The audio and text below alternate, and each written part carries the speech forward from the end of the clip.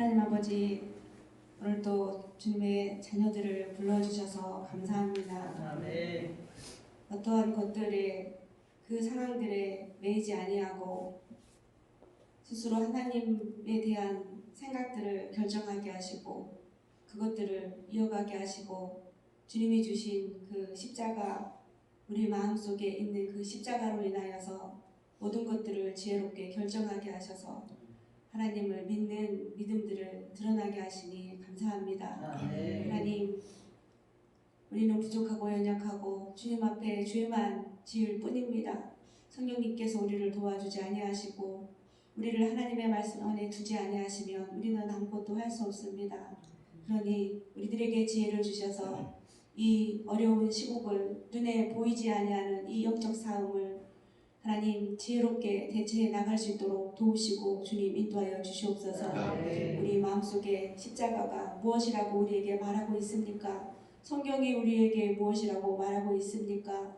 그 말씀을 의지하여서 담임 목사님께서 우리 성도들을 잘 이끌어 가고 계시니 하나님 더 큰 지혜를 주시어서 하나님의 음성을 주시어서 성령께서 들려주시어서 하나님 이 시국에 우리 성도들 흩어지지 아니하고 그 마음이 더욱더 주님을 볼 수 있도록 하나님 인도하여 주시옵소서.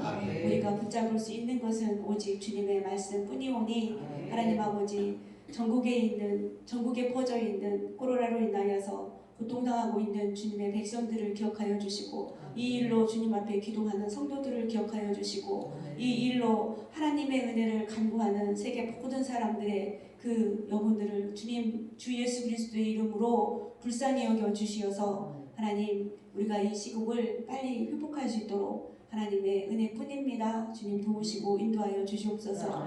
이 시간에 주님의 말씀을 듣습니다. 주님의 말씀이 우리의 길이고 우리의 빛이고 우리가 걸어 나가야 할 일이니 하나님 아버지, 많은 선배들이 주님의 말씀대로 달려가면서 그의 목숨을 내놓고 주님을 향하여 나갔듯이 하나님, 그런 시대가 이 시대라면, 하나님 앞으로 오는 시대가 이 시대라면 하나님께서 우리들에게 선한 뜻을 우리 가슴속에 넣어주셔서 그 뜻대로 하나님의 말씀대로 이루어내는 우리가 될 수 있도록 하나님 인도해 주시고, 이 시간도 하나님의 말씀을 대언하시니 성령께서 우리의 마음에 임재해 주셔서 하나님의 말씀이 하나님의 말씀으로 우리의 행동과 우리의 믿음이 되도록 이 사순절에 주님의 십자가를 더욱더 기억하는 말씀으로 함께하여 주시옵소서. 예수님의 이름으로 기도하옵나이다. 아멘.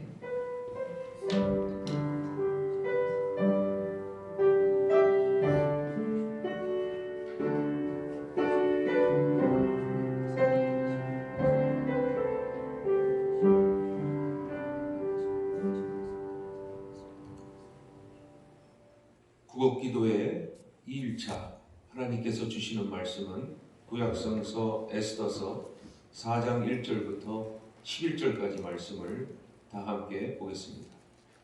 구약성서 753면입니다. 이 말씀을 제가 하나님께 올리도록 하겠습니다. 에스더서 4장 1절.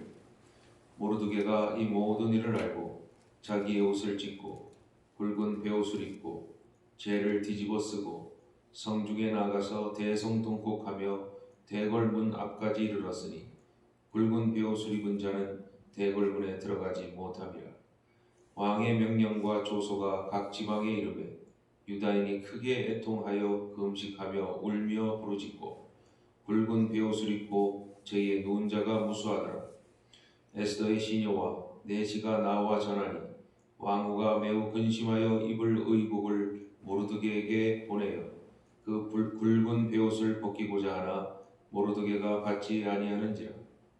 에스더가 왕의 어명으로 자기에게 가까이 있는 내시 하닥을 불러 명령하여 모르드게에게 가서 이것이 무슨 일이며 무엇 때문에 알아보라 하며 하닥이 대궐 문 앞 성중 광장에 있는 모르드게에게 이르니 모르드게가 자기가 당한 모든 일과 하만이 유다인을 멸하려고 왕의 금고에 바치기로 한 은혜의 정확한 액수를 하닥에게 말하고 또 유다인을 진멸하라고 수산궁에서 내린 조서 초본을 하닥에게 주어 에스더에게 보여 알게 하고 또 그에게 부탁하여 왕에게 나가서 그 앞에서 자기 민족을 위하여 간절히 구하라 하니 하닥이 돌아와 모르드게의 말을 에스더에게 알리매 에스더가 하닥에게 이르되 너는 모르드게에게 전하기를 왕의 신하들과 왕의 각 지방 백성이 다 알거니와 남녀를 막론하고 부름을 받지 아니하고 안뜰에 들어가서 왕에게 나가면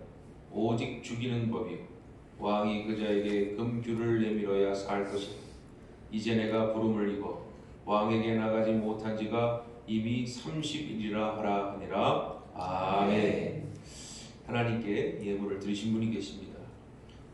유영진 목사, 김수정 사모, 정희 목사, 최재진 집사, 김종옥 권사, 김순애 권사, 손춘영 권사, 최정희 권사, 김순호 권사, 한현선 집사, 이은주 집사님께서 사순절 특별 새벽기도를 하나님께 올렸습니다. 기도하겠습니다. 하나님, 이 새벽에 나와 기도하는 것조차도 우리의 신변이 불안전하고 무섭지만 그러나 주의 처소에서 나와 기도하고 믿음으로 하나님께 나의 전부를 맡기오니 주님께서 지켜 주시옵소서. 모르드게가 성 밖에서 붉은 베옷을 입고 죄를 뒤집었으며 나라의 불안함과 나라의 어려움을 위해 간구하였듯이 주여 우리도 이 나라의 상황을 지켜보고만 있지 말고 하나님의 뜻이 하나님의 선포가 이루어지는까지 회개하며 기도하게 하여 주시옵소서. 오늘도 기도하러 나온 모든 이들의 몸과 영혼과 마음을 건강케 하여 주시옵소서. 다니엘처럼 어떤 이들보다 더 빛나게 하여 주시옵소서. 주님께서 그렇게 하여 주실 줄 믿고 예수 그리스도의 이름으로 기도 올리옵나이다. 아멘. 구국 기도의 2일차입니다. 나라와 민족을 사랑하는 마음으로 오늘도 변함없이 다 함께 기도하시기를 주님의 이름으로 축원합니다. 저번 주 토요일 저는 경기도 그리고 오산시 또 평택시에서부터 여러 번에 걸쳐 재난 안전 문자라는 것을 받았습니다. 아마 여러분도 다 받으셨을 줄로 압니다. 문자 메시지의 내용을 보면 주일이 앞두어 있으니까 종교 행사 등의 참여를 자제해달라고 하는 권고의 문자를 볼 수가 있었습니다. 많은 문자들이 왔는데요. 그 문자들 가운데 가장 눈에 띄는 문자가 바로 우리가 살고 있는 평택시가 보낸 문자입니다. 이런 문자입니다. 종교단체 모임을 자제하시고 가정예배나 가족 기도로 대체해 주실 것을 권고드립니다. 이렇게 문자가 왔더라고요. 근데 저는 여러 이 시에서 그리고 경기도까지도 문자를 봤는데 평택시의 문자를 보고는 마음이 편치 않았습니다. 문자 내용이 시에서 해야 할 문자가 아닌 것 같았습니다. 문자 내용이 재난 안전과는 거리가 먼 내용을 부각하여 많은 시민들에게 이 교회에 나가는 것에 대해서 또 심지어는 그 사람들의 신앙의 자유를 떠나서 시가 교회를 컨트롤하고 또 각 신앙인의 자유를 컨트롤 한다는 그런 느낌을 받았습니다. 평택시는 주일 예배를 드리지 말고 가정 예배, 개인 기도라는 문구를 넣었습니다. 예를 들면 다른 경기도나 안성시나 용인시처럼 종교 행사를 좀 해주시기를 바랍니다 라는 권면의 내용을 넣는 것이 아니라 오히려 우리 모두의 신앙을 컨트롤할 수 있는 개인 기도나 가정 예배로라고 하는 이 그들의 종교적인 어떤 입장을 말할 수 없음에도 불구하고 이런 구체적인 사항을 넣었다는 것이 그만 불편한 것이 아니었습니다. 문자의 내용을 보면 주일 예배를 드리는 목회자와 교인들의 입장을 전혀 배려하지 않았습니다. 그런 생각이 들었습니다. 보통 신앙에 대한 지침은 각 교회를 담당하는 목사와 장로라고는 당회가 보고 각 교회마다 필요한 대로 결정하고 필요한 대로 우리 변경할 수 있는 것이 교회법입니다. 세상의 법과 교회법은 나눠져 있죠. 성도들 역시 각자의 신념에 따라서 각자의 신앙의 자유에 따라서 예배 참석을 판단하고 결정할 수 있는 충분한 그런 인식을 가지고 있습니다. 교회는 신천지와 같이 교인들에게 예배를 출석하지 않으면 지옥에 간다라는 말을 하지 않습니다. 평택시는 시민에게 객관적이고 사실적인 정보를 전하는 것이 이 시정에 맞는 원칙입니다. 그런데 주일이 되니까 경기도청에서부터 오산, 안성, 용인시 이거 너무 과하다라는 생각을 줄 정도로 1시간에 한 번씩 계속 문자가 쏟아지는 겁니다. 평택시를 제외한 다른 시청에 보낸 문자를 보면 이거예요. 전염병 확산을 막기 위하여 종교 행사를 자제해 주십시오라고 간단한 문구, 다시 말하면 질병본부에서 알려준 그 권고안에 따라서 전했지만 이 평택시가 전한 문자를 보니까 참 이거 앞으로 어떤 일이 벌어질 것인가 라고 하는 생각이 들기 시작하는 거예요. 저와 같은 생각이 많이 있는 것 같습니다. 오늘 목사님께서 너무 답답한 심정으로 이런 내용의 기고문을 많은 목사님들에게 문자로 보내는 건데 이 문자 내용을 제가 여러분에게 알려드리고자 합니다. 건전한 6만여 교회 중에 어느 특정 교회 한두 군데에서 확진자가 다수 발생했다 하여 다른 모든 교회 예배를 중단 요청한다는 것이 정상적인 행정행위인가에 대해 묻고 싶습니다. 이 목사님의 행정사입니다. 대다수 교회 예배에 성도들이 머무는 시간은 겨우 1시간 30분 정도의 짧은 시간에 지나지 않습니다. 오후나 저녁 예배도 마찬가지입니다. 전철에서도 버스에서도 길거리에서도 대중이 이용하는 식당과 클럽의 영업을 중지해야 할 것입니다. 그런데 왜 교회에 대해서는 비교적 짧은 시간을 들여지는 예배 참석에 대하여 자제할 것을 요구합니까? 지금 정부와 각 지방단체에서 교회의 예배를 중지하는 것을 권고하는 것은 교회의 입장에서는 충분한 오해의 소지가 다분합니다. 평일에 다수 공무원들과 기업인들은 사무실에서 하루 종일 8시간 이상을 근무합니다. 관공서야말로 교회보다 불특정 다수들이 오고 가는 곳입니다. 어제 뉴스를 보니까요, 청송교도소에 수감되어 있는 이 수감자가 코로나19의 양성 판정을 받았다라는 소식을 들었습니다.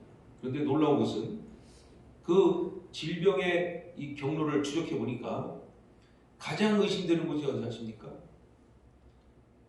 수사를 받던 지청, 검찰 이 건물로부터 양성 판정을 받은 겁니다. 이번에 서울에 있는 대형교회 목사가 이 청도에 장례식을 치르러 갔다가 코로나19에 확정받았다라는 이 소식이 전 뉴스와 전 방송에 대서특필되었습니다. 해당 교회는 이 소식을 듣고 교회를 당장 폐쇄하고 영상 예배로 대체하기로 결정했습니다. 이 교회는 지금까지 한 번도 예배를 안 드린 적이 없어요.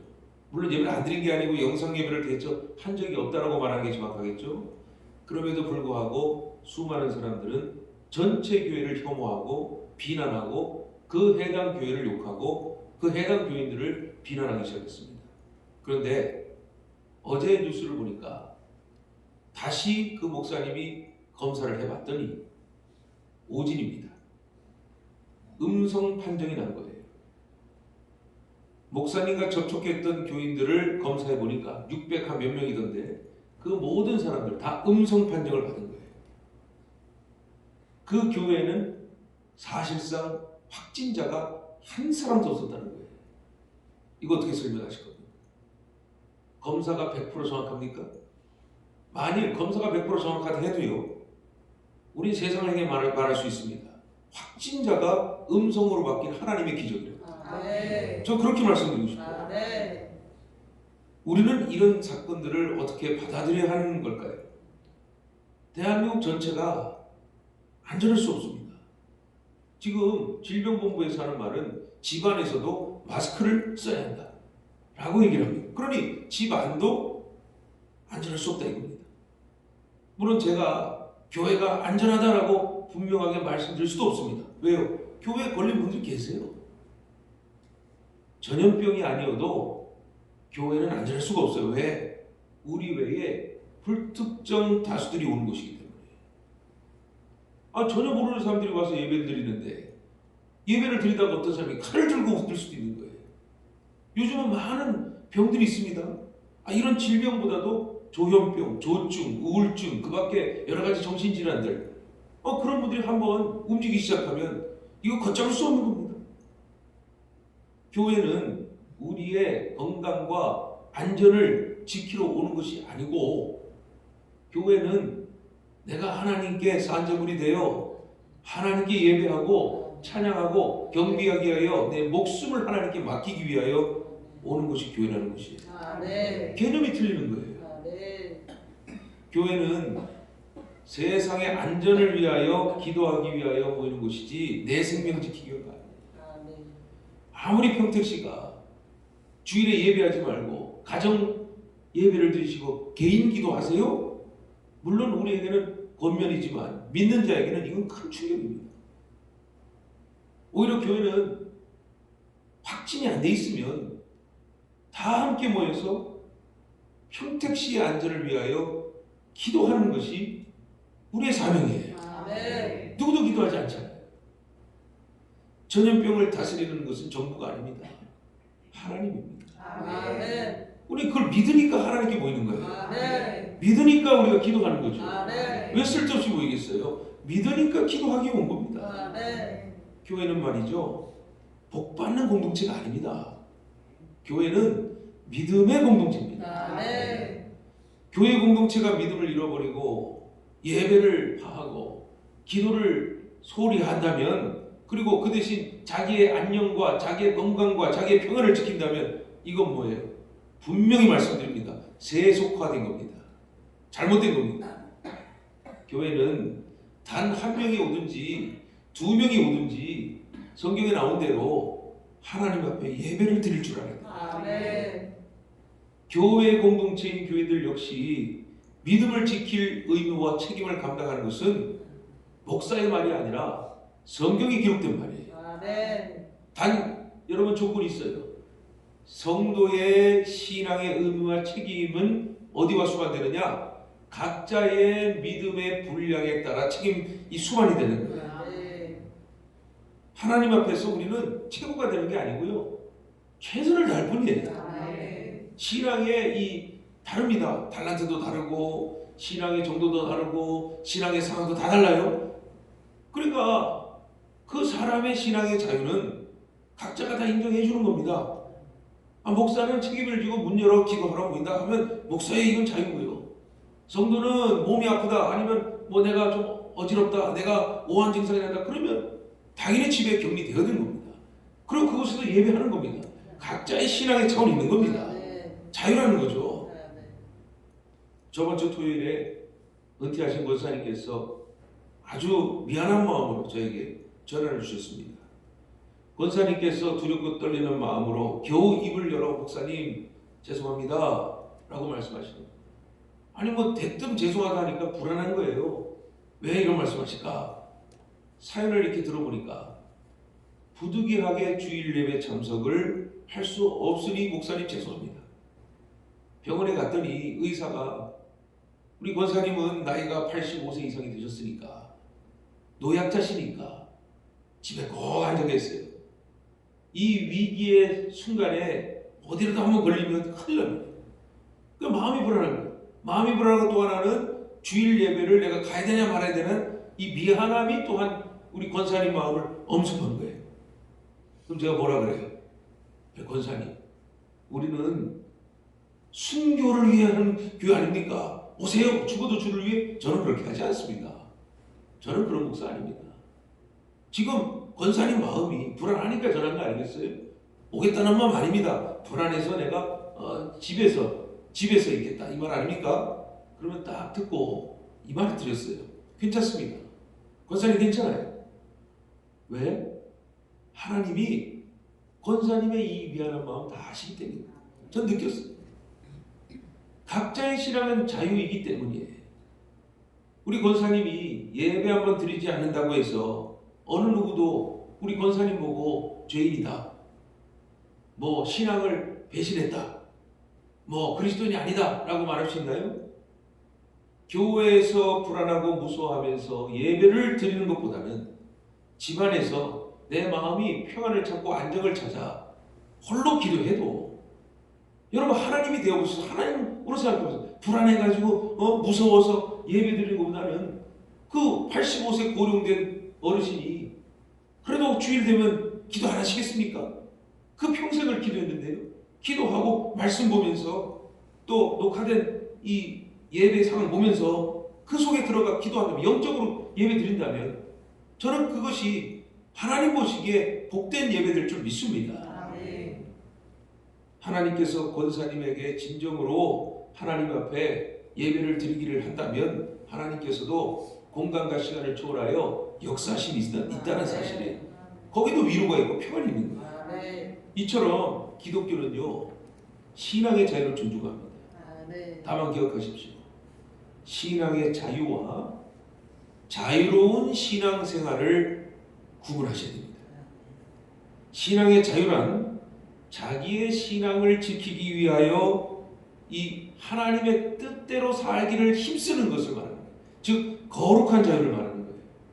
그러나 반대로 자유로운 신앙생활은 하나님의 말씀과 가르침에 다르게 자기 마음대로 신앙생활 자유가 주어졌는데 이 자유를 하나님을 위해 쓰는 것이 아니라 자기의 즐거움과 기쁨과 쾌락을 위해 자기의 낭만을 위해 사용한다면 이것은 자유로운 신앙생활입니다.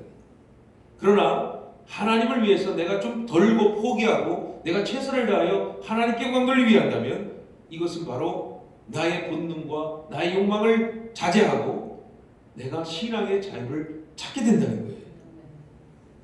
그런데 이 자유로운 신앙생활보다 더 무서운 신앙이 있는 거 아세요? 그 신앙은 바로 통제된 신앙입니다. 통제받는 신앙은 신앙의 자유의 개념과 정반대입니다. 즉 통제받는 신앙이란 내가 어떻게 할 수가 없는 거예요.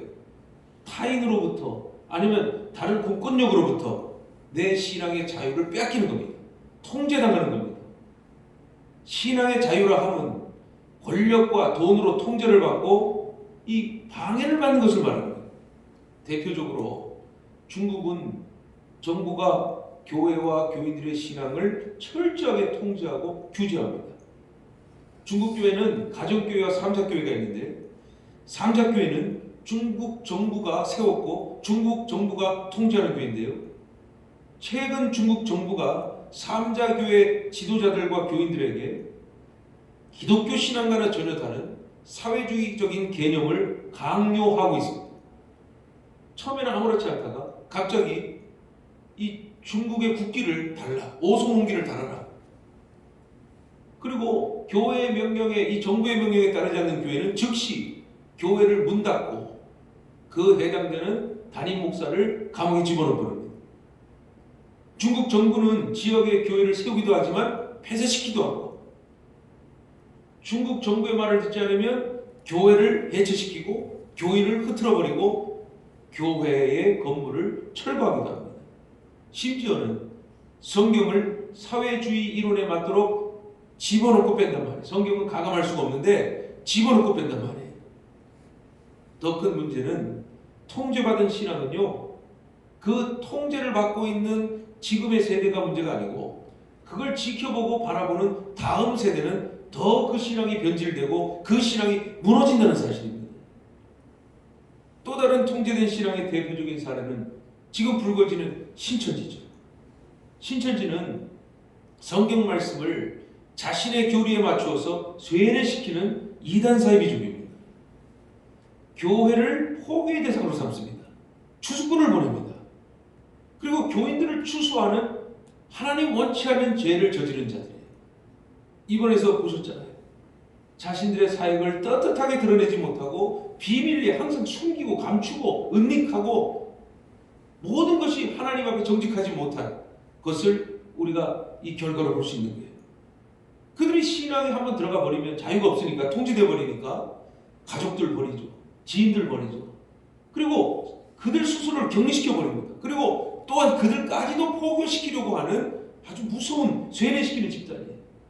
특히 그들이 정한 예배에 참여하지 않으면 뭐라 그럽니까? 전도하지 않으면 지옥에 갈 수 있다라고 하는 협박을 합니다. 심지어는 신천지로 이탈한 사람들에게 이 공개선을 보냅니다.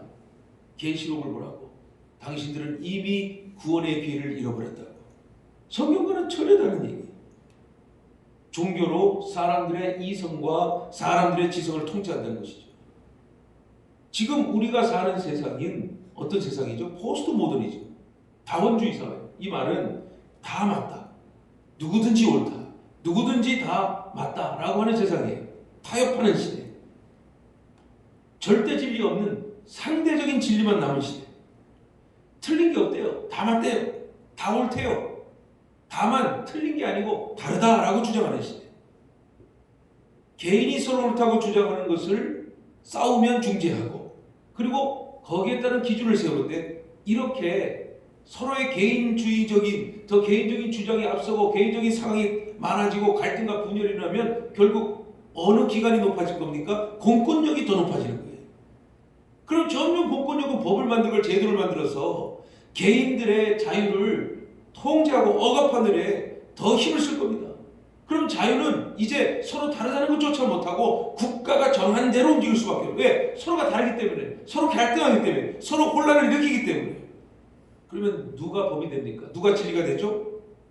법을 제정하고 법을 집행하는 정치가들이 결국 사람들의 자유와 사람들의 이 삶을 통제하기도 하고 자유롭게도 하고 억압할 수 있는 절대적인 권력과 진리를 받게 된다는 거예요. 결론적으로 정치를 잡은 한 사람 혹은 소수의 이익 집단의 결정에 따라서 심지어는 교회를 폐하기도 하고 교인들을 위협하기도 하고, 그리고 사회를 향해서 교회는 잘못된 곳이라고 얘기할 수 있던 이 충분한 위험성을 가지고 있다는 거예요. 그래서 사도 바울은 성경에 말하지 않습니까? 이 땅에 다스리는 위정자들을 왜 기도하라고요? 왜 기도라 했습니까? 우리의 신앙의 자유를 허락할 것을 우리가 하나님께 기도하고, 우리가 우리를 위해 기도하기보다는 위정자가 우리를 좀 보호하고 우리의 신앙을 인정할 수 있도록 기도해 주라. 성경 기록하고 있는 거예요. 오늘 본문에 보면 두 명의 관료가 나와요. 하만과 모르드게가 등장합니다. 하만은 자신에게 절하지 않은 모르드게를 죽이려고 작정을 했습니다.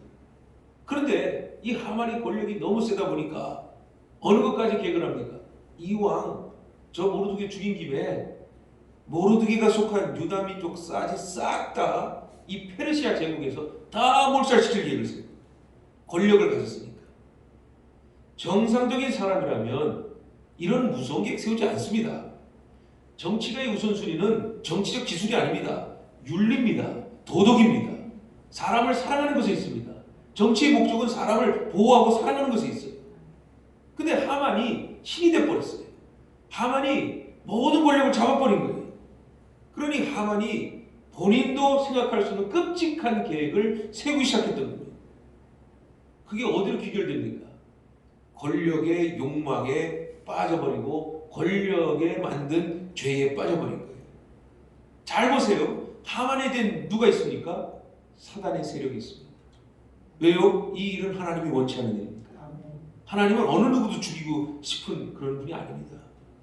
사탄인 거죠.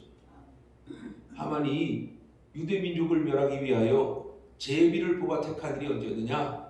12월 13일이에요. 12월 13일을 유대 민족 다 죽이는 날로 정했어요. 제비 뽑는 달이 1월이었으니까 이제 1년도 얼마 남지 않았던 거예요. 유다인을 말살하려는 하만의 계획이 알려지자 모르드게를 비롯한 모든 유다 민족이 충격을 받았어요. 두려움에 떨기 시작했어요.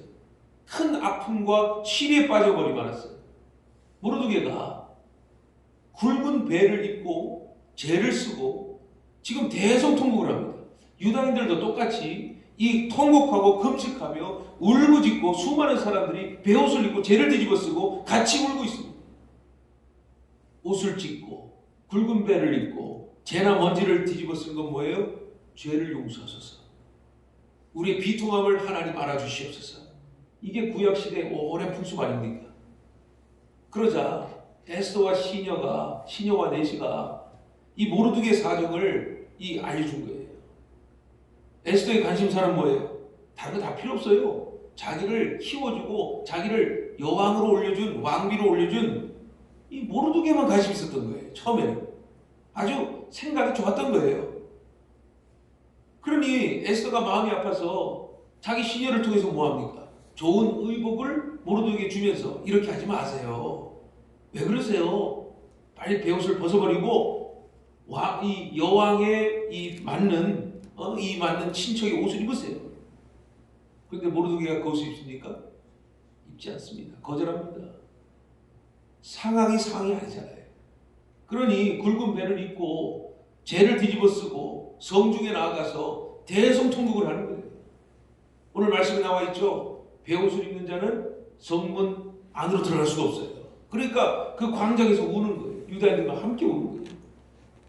이 애통함을 나타내는 차림으로 대궐 안으로 들어가지 못하니까 결국 모르드게와 유다 민족은 멸절당할 위기 상황에서 애통하고 금식하면서 그들이 할 수 있는 것은 뭐예요? 권력은 이미 타락했고 하만은 이미 우리를 죽이려 했으니 하나님밖에 없습니다.